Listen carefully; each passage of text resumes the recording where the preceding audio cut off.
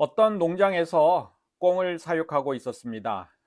꽁은 일반적으로 사육하기 어렵다는 가축입니다. 왜냐하면 꽁은 날아다니고 한 곳에 가만히 있는 가축이 아니기 때문에 꽁을 사육하기 어렵다고 알려져 있습니다. 그런데 이 농장에서 꽁을 사육하고 있는 것입니다. 이 야생꽁을 가두는 그물도 없고 야생꽁을 잡아두는 끈도 없는데 농장에서 사육하는 것을 보았습니다. 농장 주인은 꽁의 습성을 잘 알면 사육할 수 있다고 말했습니다. 꽁은 눈에 보이는 곳만 움직인다고 말했습니다. 그래서 꽁이 하늘을 쳐다보지 못하게 하기 위해서 모자를 씌우면 꽁은 땅만 보고 다니기 때문에 하늘을 날지 않고 땅에서 사육할 수 있다고 말했습니다. 크리스찬도 땅만 보고 다니는 분이 계십니다. 세상만 보는 사람들이 계시는 것입니다. 이 세상만 보는 사람들이 세상만 보는 이유가 하늘을 보지 못하게 눈이 가리워져 있기 때문입니다. 가리워진 눈이 열려야 합니다. 그래서 오늘 설교 제목을 내 눈이 열리려면 이라는 제목으로 말씀 전하려고 합니다. 눈이 열리려면 어떻게 해야 합니까? 로마서 9장 8절 말씀을 보겠습니다. 곧 육신의 자녀가 하나님의 자녀가 아니요 오직 약속의 자녀가 씨로 여기심을 받느니라. 눈이 열리려면 약속의 자녀가 되어야 합니다. 약속의 자녀가 되려면 말씀을 들어야 합니다. 그러나 이스라엘은 말씀을 듣지 않았습니다. 말씀을 듣지 않았기 때문에 육신의 자녀가 되었고, 육신의 자녀가 되었기 때문에 예수님께서 오셔도 예수님 말씀을 듣지 못하고 부인하였습니다. 이스라엘 사람들이 그렇게 기다리던 예수님이 오셨는데 메시아로 영접하지 못하였습니다. 그 이유는 이스라엘 백성이 육신의 자녀이었기 때문에 예수님을 영접하지 못하였다고 말하고 있습니다. 육신의 자녀는 말씀을 듣지 않고 세상의 소리를 듣습니다. 땅의 소리를 듣고 다닙니다. 세상의 이치만 따릅니다. 그래서 육신의 자녀는 하늘에서 주신 말씀, 하나님이 주신 말씀을 듣지 않게 되는 것입니다. 그러면 이 이스라엘 백성들이 어떻게 육신의 자녀가 되었습니까? 다른 말로 누가 육신의 자녀인가? 라는 질문입니다. 하나님의 선택을 특권이라고 믿으면 육신의 자녀입니다. 하나님께서 다른 사람보다 내가 능력이 있고 다른 사람보다 내가 뛰어나기 때문에 하나님이 나를 선택하였다고 믿으면 하나님의 선택을 특권이라고 여기게 됩니다. 하나님의 선택을 특권이라고 믿는 사람은 육신의 자녀입니다. 하나님의 선택이 자기 자랑, 육신의 자랑의 근거가 되기 때문입니다. 육신의 자녀는 나를 자랑하는 자녀, 자신을 자랑하는 자녀인 것입니다. 이스라엘이 처음부터 육신의 자녀였을까요? 아닙니다. 로마서 9장 4절 말씀을 보겠습니다. 그들은 이스라엘 사람이라 그들에게 양자됨과 영광과 언약들과 율법을 세우신 것과 예배와 약속들이 있다라고 말씀하고 있습니다. 이스라엘 백성들은 약속의 자녀이었습니다. 이 약속의 자녀이었던 이스라엘 백성들이 육신의 자녀가 된 것을 알 수 있는 것입니다. 약속의 자녀가 무엇 때문에 육신의 자녀로 바뀌었을까요? 로마서 9장 9절 말씀을 보겠습니다.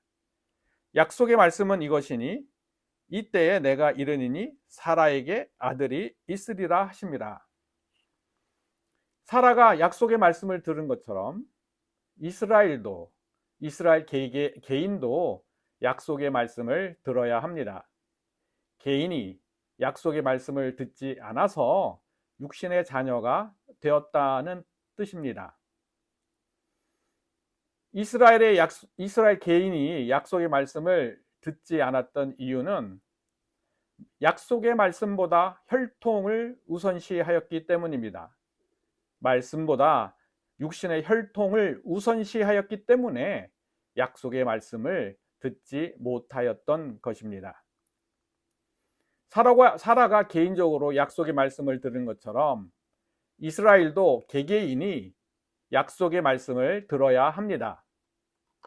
개개인이 약속의 말씀을 들으면 약속의 자녀가 되었지만 대부분 약속의 말씀을 듣지 못하였기 때문에 육신의 자녀가 되었습니다. 사라가 들은 약속의 말씀을 이스라엘이 들은 약속의 말씀으로 착각하였기 때문에 육신의 자녀가 된 것입니다. 이스라엘은 개인이 약속의 말씀을 들을 필요가 없다고 믿었기 때문에 육신의 자녀가 된 것입니다. 이스라엘 개인이 약속의 말씀을 듣지 않으면 예수님께서 오셔도 예수님의 말씀을 듣지 못합니다.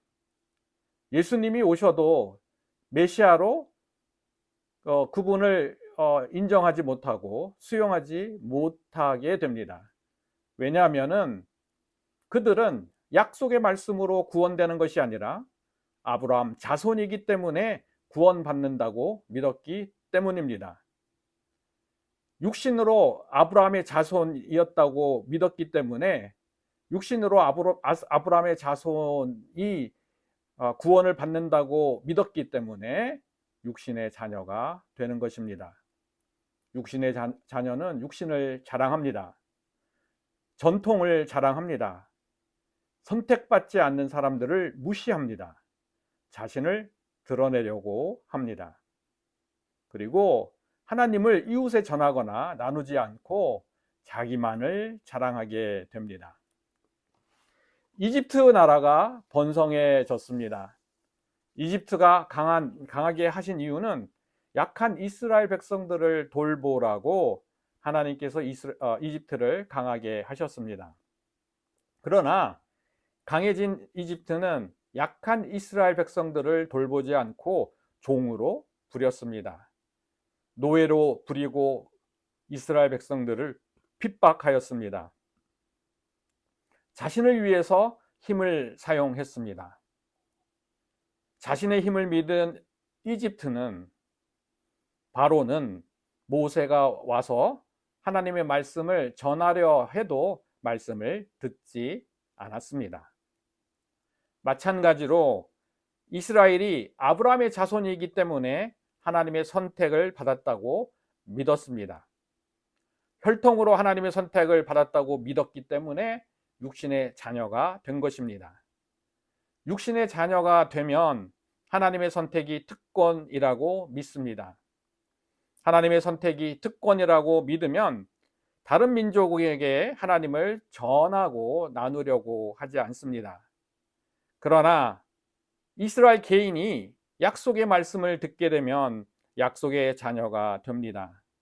약속의 자녀는 하나님의 선택한 이유에 대해서 생각하고 하나님께서 선택한 그 책임을 다하려고 합니다. 다른 민족에 하나님을 전하고 하나님의 말씀을 전한 책임이 있음을 알게 됩니다. 하나님의 선택이 책임임을 아는 자녀가 약속의 자녀입니다. 이 사랑의 밭 편지의 어느 페이스북에 대한 내용들을 한번 정리한 글입니다. 미주리에서 어느 시골 마을 작은 미용실에서 일어난 일입니다.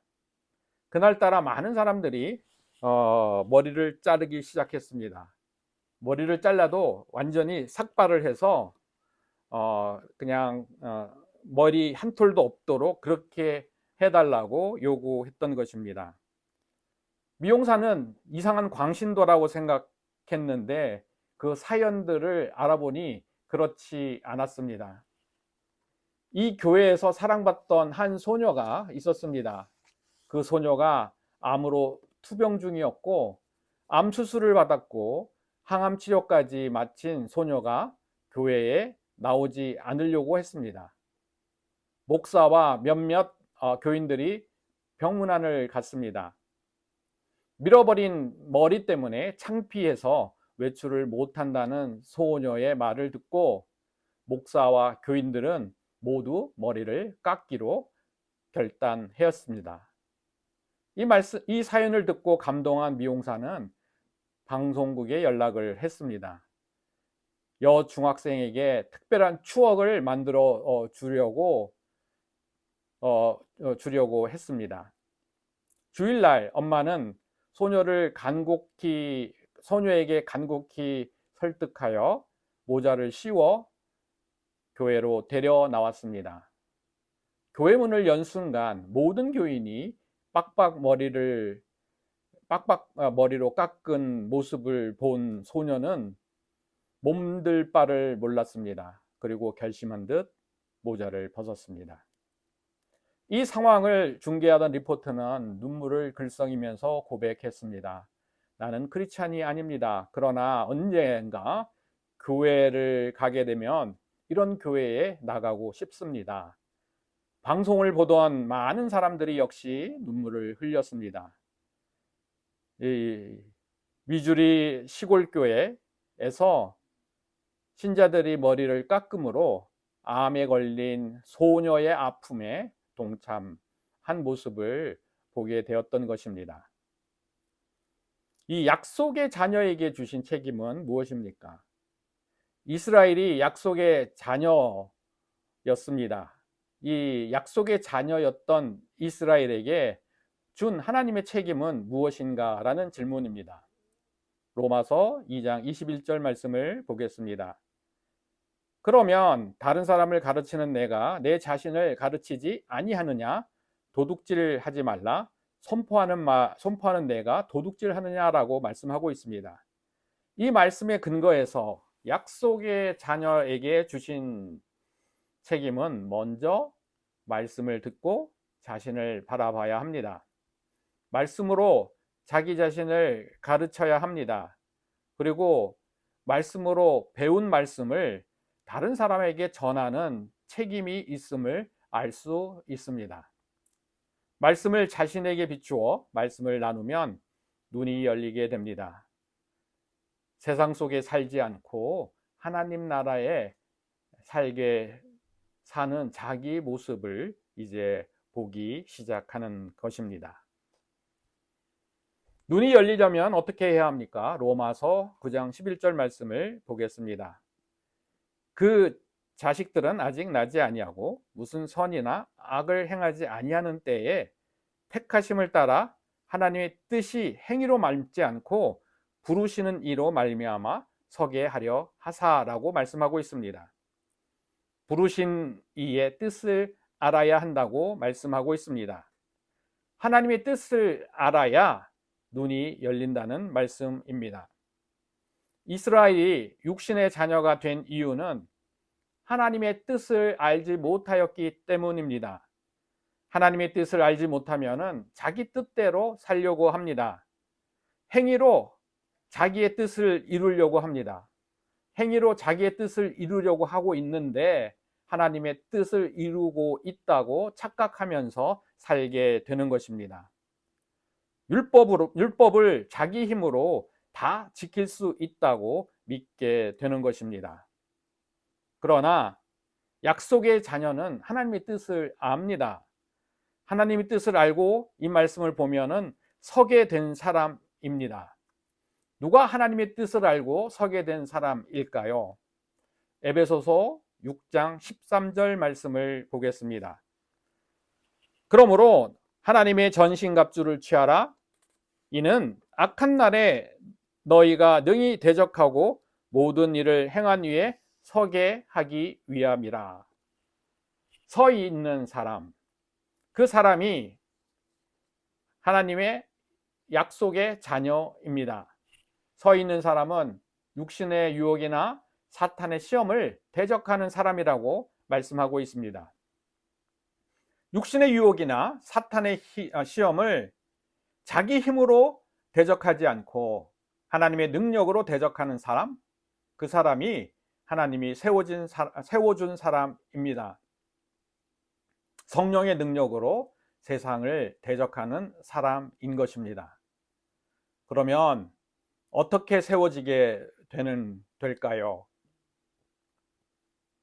자신의 힘으로 대적하지 않고 하나님의 능력으로 대적하겠다는 나의 의지를 하나님께 드려야 합니다. 나의 의지를 하나님께 드리면 하나님께서 나를 세워주십니다. 그러면 어떻게 하나님의 뜻을 알 수 있을까요? 하나님의 뜻을 알아야 하나님 뜻대로 이루게 해달라는 나의 의지를 드릴 수 있기 때문입니다. 신명기 32장 7절 말씀을 보겠습니다. 옛날을 기억하라. 역대의 연대를 생각하라. 내 아버지께 물으라고 하고 있습니다. 과거의 삶을 기억하고 그 과거의 삶 속에서 하나님의 뜻을 알 수 있다고 말씀하는 것입니다. 과거의 삶을 기억하면서 그 과거의 삶 속에서 내가 하나님의 인도를 깨닫지 못했던 그 순간, 하나님의 인도하심을 깨달을 때에 하나님의 뜻을 깨닫게 되는 것입니다.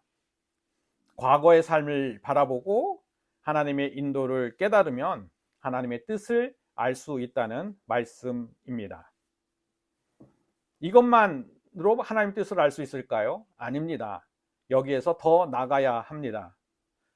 그러면 무엇이 더 나가야 하나님의 뜻을 알 수 있을까요? 히브리서 13장 7절에서 8절 말씀을 보겠습니다. 너희를 인도한 자들을 생각하며 그들의 행실의 결말을 주의하여 보고 그들의 믿음을 본받으라고 말하고 있습니다. 하나님의 인도하심을 깨닫고 그 인도하심 속에서 나의 행동을 생각하고 나의 행동으로 인한 결과를 깊이 살펴보아야 하나님의 뜻을 알 수 있다는 말씀입니다. 과거의 삶을 기억하고 하나님의 인도하심을 깨닫고 그 하나님의 인도하심 속에서 나의 행동을 생각해보고 나의 행동의 마지막 결말이 어떻게 되는지 주의 깊게 살펴보아야 하나님의 뜻을 알게 됩니다. 이 말씀을 모세의 예에서 이렇게 비추어 생각해 보겠습니다. 출애굽기 4장 10절 말씀입니다. 모세가 여호와께 아뢰되 오 주여 나는 본래 말을 잘하지 못하는 자입니다. 주께서 주의 종에게 명령하신 후에도 역시 그러하니 나는 입이 뻣뻣하고 혀가 둔한 자이라고 고백하고 있습니다. 하나님이 모세를 바로에게 보내서 하나님의 백성인 이스라엘을 애굽에서 인도해내서 가나안으로 인도하겠다는 말씀을 하셨습니다. 그러나 하나님의 뜻을 알고도 모세는 나는 할 수 없다고 대답하고 있는 것입니다. 모세가 하나님의 뜻을 따를 능력이 없기 때문에 그러한 대답을 했습니다. 말을 잘하지 못하기 때문에 하나님 뜻을 따를 수 없다고 말하였던 것입니다. 모세는 말을 잘하여야, 내가 능력이 있어야 하나님의 뜻을 이룰 수 있다고 믿었습니다. 약한 모세는 하나님의 뜻을 알아도 하나님의 뜻에 따라 행동할 수 없다고 믿었습니다. 이 동물의 세계는 약육강식의 세계입니다. 강한 자가 약한 자를 잡아먹습니다. 강한 자가 왕입니다. 그러나 하나님 나라에서는 약한 자가 하나님의 뜻을 행합니다. 그렇다고 약하다고 하나님의 뜻을 다 행할 수 있는 것은 아닙니다. 약할 때 하나님을 찾고 하나님의 뜻을 찾은 사람이 하나님의 뜻을 행하게 됩니다. 바울은 약함이 있었습니다. 육체의 가시가 있었던 것입니다. 육체의 가시는 눈이 잘 보이지 않았던 것입니다. 육체의 가시 때문에 하나님을 찾았고 하나님의 뜻을 알 수 있었습니다. 하나님의 뜻을 알고 육신의 약함을 대적할 때 하나님이 이 바울을 세워 주셨습니다. 그리고 이 바울의 영향을 받았던 사람들에 의하여 신약 성경의 3분의 2가 기록되는 놀라운 역사들이 이루어졌던 것입니다. 처음부터 바울은 육체의 가시가 하나님의 뜻을 알게 하는 방편임을 알 수 있었을까요? 아닙니다. 바울은 육체의 가시를 제거해 달라고 3번씩 기도했고 하나님을 간절히 찾았고 하나님을 간절히 찾음으로 육신의 가시가 하나님의 뜻을 알게 하는 통로임을 알게 되었던 것입니다. 로마서 고린도후서 12장 9절 말씀입니다. 나에게 이르기를 내 은혜가 내게 족하도다. 이는 내 능력이 약한 데서 온전하여짐이라 하신지라. 그러므로 도리어 크게 기뻐함으로 나의 여러 약한 것에 대하여 자랑하리니 이는 그리스도의 능력이 내게 머물게 하려 함이라. 바울은 육체의 가시로 하나님의 능력이 바울 안에 머물게 하게 되었습니다. 육체의 가시로 하나님께 기도하고 간절히 하나님을 찾으니 육체의 가시로 인해서 하나님의 뜻을 알게 되었던 것입니다. 약함은 하나님의 뜻을 깨닫게 하는 길입니다. 약함으로 하나님께 기도하고 하나님을 간절히 찾으면 육신의 연약함은 하나님의 뜻을 알게 하는 통로가 되는 것입니다. 육신의 연약함으로 하나님의 뜻을 알고 하나님의 뜻을 살겠다는 나의 의지를 하나님께 드려야 하나님이 나를 세우시게 되는 것입니다. 그러면 나의 눈이 열립니다. 지금까지 약함에 눌려서 보지 못하였던 것을 보게 됩니다. 약함이 능력이 되어 육신과 세상에 맞서면서 살게 되는 것입니다. 마지막으로 내 눈이 열리려면 어떻게 해야 합니까? 로마서 9장 12절 말씀을 보겠습니다. 리브가에게 이르되 큰 자가 어린 자를 섬기리라 하셨나니, 섬겨야 합니다. 이스라엘은 큰 자가 작은 자를 섬겨야 한다는 말씀, 그 말씀을 들어야 했습니다. 그러나 이스라엘은 큰 자가 작은 자를 섬기라는 말씀을 듣지 않았습니다. 왜냐하면 세상은 큰 자가 약자 위에 있어야 한다고 말하기 때문에 세상의 말을 더 믿고 신뢰하였기 때문입니다. 그러나 큰 자가 작은 자를 섬기면 약속의 자녀가 됩니다. 이 말씀은 에서와 야곱에 대한 말씀인데, 형 에서는 출중하고 능력이 있고 사냥도 잘하고 모든 면에서 야곱보다 뛰어났습니다.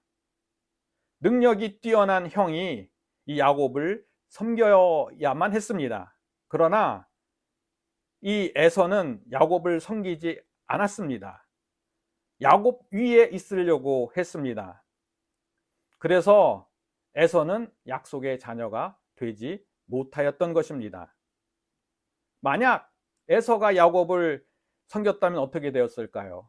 아마 에서도 약속의 자녀의 반열에 들어가게 되었을 것입니다.